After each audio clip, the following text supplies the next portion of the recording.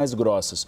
Por causa desse boletim, Jussara Soares, dizendo que Jair Bolsonaro já está normal, o medicamento que causava alucinação, combinado com os outros, não causa mais alucinações, a defesa pediu ao Supremo Tribunal Federal que ele cumpra agora em regime domiciliar este período que a prisão em regime fechado ainda não foi instituída. E a Luísa Martins trouxe agora a decisão na íntegra, a gente vai ler ao vivo para vocês. Eu trouxe mais cedo em Breaking News que a defesa tinha trazido essa defesa, a defesa tinha trazido esse documento e tinha afirmado que era uma tentativa de uma prisão humanitária por causa do estado de saúde de Jair Bolsonaro. Eu vou ler ao vivo para vocês agora este documento que a Luísa Martins traz. O que alega a defesa? A defesa alega que o vídeo e a avaliação da policial, quando Jair Bolsonaro mostra a tornozeleira eletrônica e confessa que tentou destruí-la, que não houve tentativa de rompimento da pulseira e, portanto, da retirada.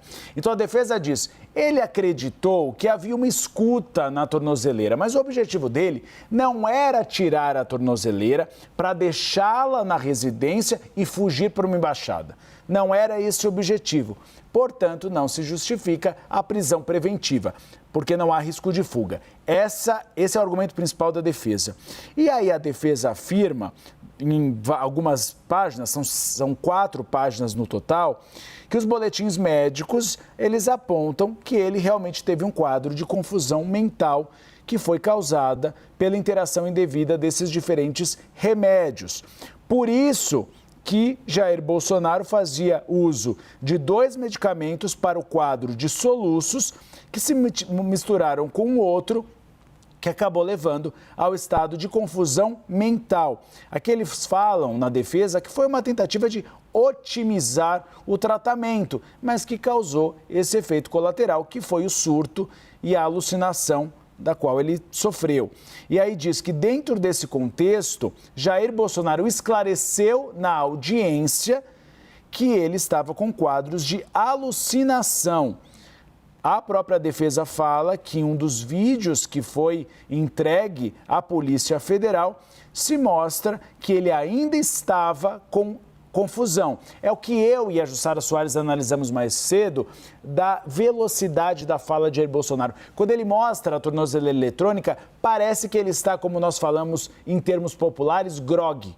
Ele fala com a língua enrolada e com a voz bastante afetada. E a defesa diz que ele fala dessa maneira, com uma fala arrastada e confusa por causa dos medicamentos.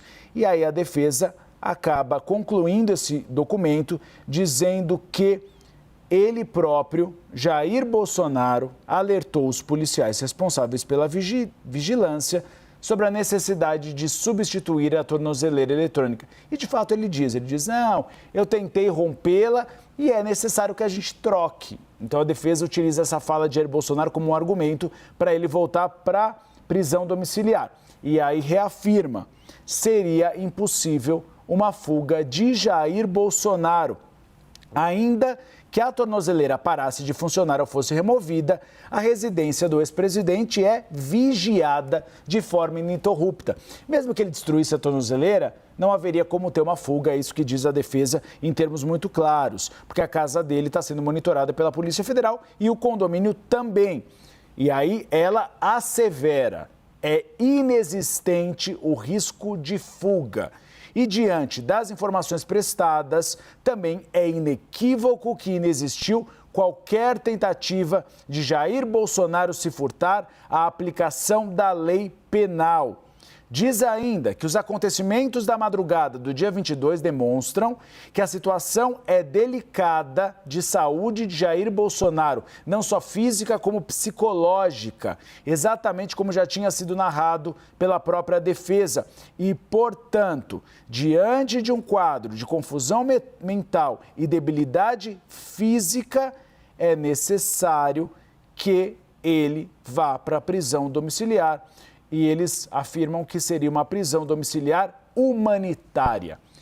Esse recurso da defesa é assinado por Celso Vilardi, advogado de Jair Bolsonaro, Paulo Amador da Cunha Bueno e Daniel Tesser, o grupo que faz a defesa de Jair Bolsonaro.